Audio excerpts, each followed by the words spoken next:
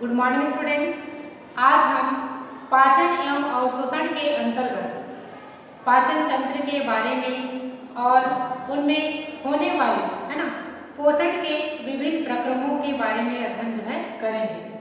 तो पाचन के बारे में हम सामान्य चर्चा करते हैं, जिसमें हम देखेंगे कि पाचन की क्रिया में कौन कौन से मुख्य रूप से अंग पाचन की क्रिया में भाग लेते हैं।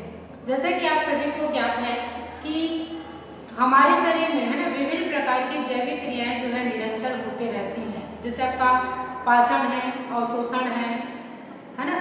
इनके अलावा कई ऐसी जैविक क्रियाएं जो होती हैं वो हमारे शरीर के अंदर में होती रहती है ना। और इनके क्रियाओं के संचालन के फलस्वरूप हमारे शरीर को ऊर्जा प्राप्त होती है, जिससे हमारे शरीर में वृद्धि एवं मरम्मत का कार्य किया जाता है। तो सबसे पहले हम देखते हैं कि पाचन की प्रक्रिया में कौन कौन से प्रमुख अंग भाग लेते हैं। यहाँ पर आप देखेंगे ये आपका पाचन तंत्र का चित्र है, जिसमें आप देखेंगे जो पाचन की जो प्रक्रिया होती है आपका दो पदों में होता है ना। जिसमें से आपका क्या होता है कि एक आपका क्या होता है, आपका आहार नाल होता है, ठीक है। और दूसरा होता है आपका पाचक ग्रंथियां होती हैं, ठीक है। तो पाचन की क्रिया होती है मुख्य रूप से दो पदों में पूर्ण होता है। पहला आपका आहार नाल और दूसरा होता है आपका पाचक ग्रंथियां। अब सबसे पहले हम देखेंगे कि आहार नाल क्या होता है, ठीक है। क्या देखेंगे हम, आहार नाल। तो यहाँ पर आप देखेंगे कि आहार नाल है ना, मनुष्य का जो आहार नाल होता है वो मुख गुहा से प्रारंभ होता है और इनका अंतिम भाग जो आपका क्या होता है, गुदा द्वार तक। तो इनके बीच में क्या होना चाहिए, एक क्या है आपका एक लंबी पतली नलिका के रूप में मतलब पाई जाती है, जिसमें विभिन्न अंग कार्य करते हैं, जो कि तो जो जैविक क्रियाएं होती है या पाचन की क्रियाएं होती हैं, ये हमारे आहार नाल में ही क्या होती है, आपका संपन्न होता है। और दूसरा होता है आपका पाचक ग्रंथियां। तो पाचक ग्रंथियां क्या करती है, भोजन को पचाने में क्या करती है, मदद करती है। ये जो पाचक ग्रंथियां होती हैं वो दो प्रकार से होता है। एक आपका बाह्य पाचक ग्रंथि होता है और दूसरा होता है आपका आंतरिक पाचक ग्रंथि होती है। बाह्य पाचक ग्रंथि बोलने से जो आहार नाल के बाहर स्थित जो ग्रंथियां होती है उसे हम क्या बोलते हैं, आपका बाह्य पाचक ग्रंथि कहते हैं। जैसे आपका अमाशय है और आपका अग्नाशय है और यकृत है ना। तो ये मतलब क्या करती है, भोजन को पचाने में मदद करने का कार्य करती हैं। दूसरा होता है आपका आंतरिक। आंतरिक के अंतर्गत आप देखेंगे कि जो आहार नाल के अंदर पाए जाने वाली ग्रंथियां होती हैं, जिसे हम क्या कहते हैं, आपका आंतरिक ग्रंथियां कहते हैं, जो पाचन में मुख्य रूप से भूमिका निभाती हैं। जैसे इसमें से आपका आता है आपका श्लेष्मा ग्रंथि है ना, ब्रूनर्स ग्रंथि होता है और आंत की ग्रंथियां है ना। तो ये मतलब क्या होता है, आपका आहार नाल के अंदर में रह करके पाचन की क्रियाओं को पूर्ण करने का कार्य करती है। तो इस प्रकार से पाचन की क्रिया होती है वो दो पदों में होता है। एक आपका आहार नाल में और दूसरा होता है आपका पाचक ग्रंथियां है ना। तो आहार नाल में क्या होता है, पाचन की क्रिया होती है आपका मुख गुहा से लेकर आपका गुदा द्वार की प्रक्रिया होती है ना, वो आपका क्या होती है, पूरी पाचन की क्रिया होती है पूरा आहार नाल में ही क्या होता है, आपका पूर्ण होता है। अब इसके हम देखते हैं प्रमुख अंगों के बारे में। यहाँ पर आप देखेंगे सबसे सर्वप्रथम जो भाग होता है आपका मुख गुहा होता है, जहाँ पर आप देखेंगे मुख में क्या होता है, आपका लार ग्रंथियां मौजूद होती है ना, जो भोजन को पचाने में क्या करती है, मदद करने का कार्य करती है। तो लार ग्रंथियां होती है वो तीन प्रकार से होता है ना। एक आपका इसमें आपका सब लिंगुअल ग्रंथि होती है, दूसरा होता है आपका सब मैक्सिलरी ग्रंथि होता है और तीसरा होता है आपका पैरोटिड ग्लैंड होता है। तो आपका मुख गुहा के अंदर में सब लिंगुअल और सब मैक्सिलरी है ना, जो कि आपका क्या होता है, मुख गुहा में उपस्थित होता है। और पैरोटिड जो ग्लैंड में होता है ना, यहाँ पर स्थित होता है। ये आपको कौन सा ग्लैंड होता है, आपका पैरोटिड ग्रंथि होता है, ठीक है, जो भोजन को पचाने में क्या करता है आपका सहायता जो है करता है।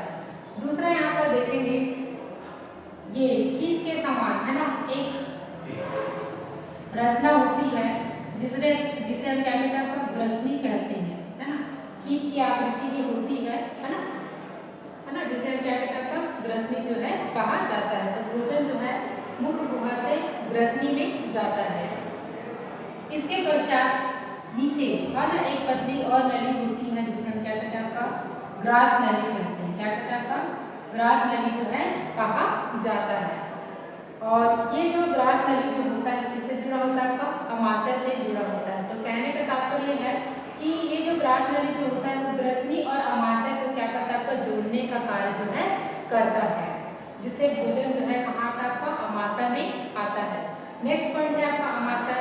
अमाशय के बारे में आप लोग को सभी को ज्ञात है कि ये थैली संरचना जो है होता है जहाँ पर भोजन जो है ना मुख गुहा से होते हुए कहाँ पर एकत्रित होता है अमाशय में आकर एकत्रित होता है और यहीं पर आपका पाचन की क्रिया जो होती है आपका पूर्ण जो है होता है।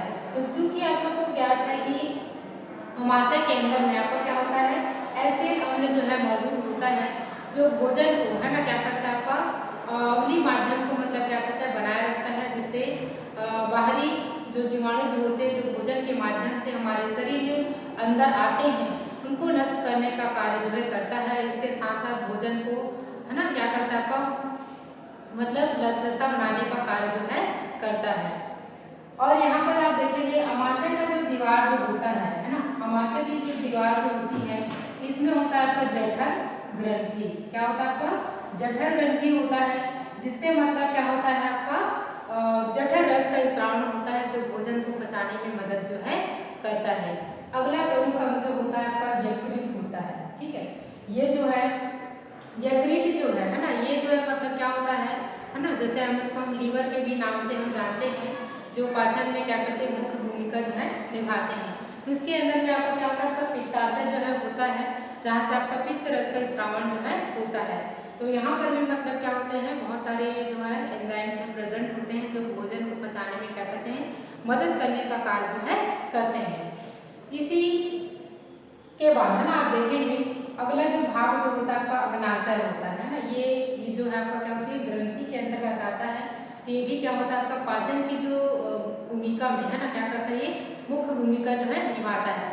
तो पाचक ग्रंथियों में है ना सबसे बड़ी जो पाचक ग्रंथियां जो होती है वो यकृत होता है और दूसरे नंबर में जो कि गुलाबी रंग की होती है जो कि आपका क्या कहलाता है आपका अग्नाशय कहलाता है। और ये भी जो है क्या करता है आपका अग्नाशयी रस का स्रावन करता है जो भोजन को पचाने में प्रमुख भूमिका जो है निभाता है। अगला जो प्रमुख अंग जो होता है आपका बड़ी आंत है ना, जब भोजन जो है ना अमाशय में जब क्या होता है आपका भोजन का जब पाचन जब हो जाता है तो पचने के पश्चात ये जो है आपका क्या होता है छोटी आंत से है ना होता हुआ है ना छोटी आंत में चूंकि आप लोग को मालूम है अवशोषण की प्रक्रिया जो होती है यानी कि अमाशय में पचे हुए जो भोजन जो होते हैं उनका अवशोषण जो है क्या होता है आपका छोटी आंत में होता है। तो छोटी आंत में अवशोषित होने के पश्चात में है ना क्या होते हैं जो बचा हुआ अवशिष्ट जो पदार्थ होता है जो हमारे शरीर के लिए है ना अनुपयोगी होता है वे जो होता है आपका क्या होता है आपका बड़ी आंत से होता हुआ है ना वे जो है मलाशय में एकत्रित होता है और मलाशय से गुदादार में है ना और समय समय पर है ना अवशिष्ट पदार्थ को शरीर से बाहर जो सर्जित जो है किया जाता है। तो इस प्रकार से है ना अमाशय के बाद में आपका प्रमुख जो अंग होता है आपका छोटी आंत होता है जहाँ पर बचे हुए भोजन का क्या होता है आपका अवशोषण जो है किया जाता है। तो छोटी आंत में क्या होता है एक छोटे छोटे उंगली के समान रचना या प्रवर्ग पाए जाते हैं जिसे हम विलाई कहते हैं। तो उन्हीं विलाई के द्वारा पचित भोजन का अवशोषण जो है किया जाता है। और बड़ी आंत है ना अगला जो प्रमुख भाग है वो बड़ी आंत होता है जहाँ पर जो अवशिष्ट जो पदार्थ जो होते हैं वो बड़ी आंत के द्वारा है ना क्या होते हैं शरीर से बाहर जो है निष्कासित जो है किया जाता है। तो ये था आपका पाचन तंत्र के प्रमुख अंगों के बारे में।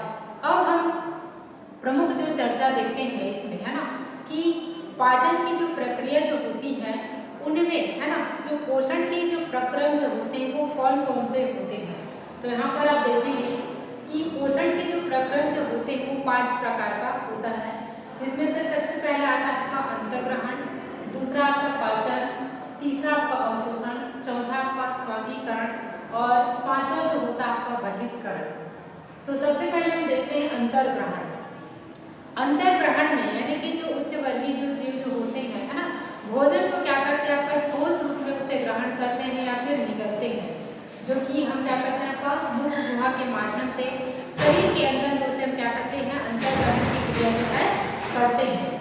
और यहाँ पर आप देखेंगे कि मुख गुहा में, है ना, क्या होता है, आपका लाल ग्रंथियाँ जो है मौजूद होती हैं, जिसमें से आपका सब लिंगवन, सब मैक्सिलरी और पैरोटिड ग्लैंड जो है होती हैं, जिनके द्वारा, है ना, भोजन को क्या किया जाता है, आपका लसलसा जो है बनाया जाता है।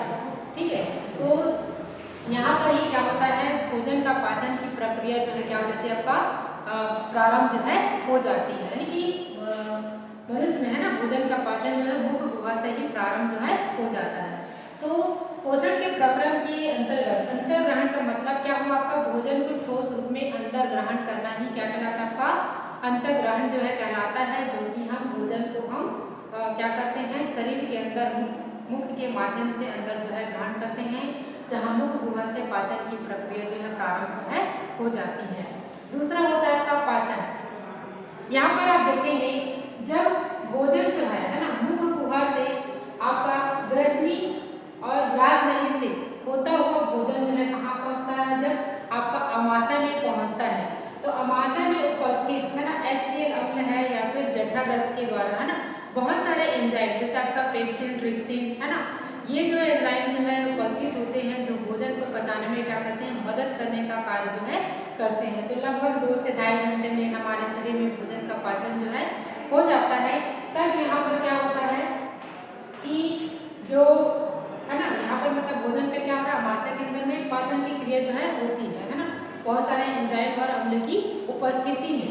ठीक है, तो पाचन का मतलब ये होता है कि अमाशय के अंदर में जटिल कार्बनिक पदार्थों का सरल कार्बनिक पदार्थों में टूटना ही क्या कहलाता है, आपका मतलब पाचन की क्रिया कहलाती है। या दूसरे शब्दों में हम कह सकते हैं कि जो आपका जटिल जो कार्बनिक जो पदार्थ जो होते हैं उसको उपयोगी पदार्थों में बदलना ही आपका क्या कहलाता है, पाचन की क्रिया जो है कहलाती है, जो कि अमाशय के अंदर में क्या होती है, आपका संपन्न जो है होता है।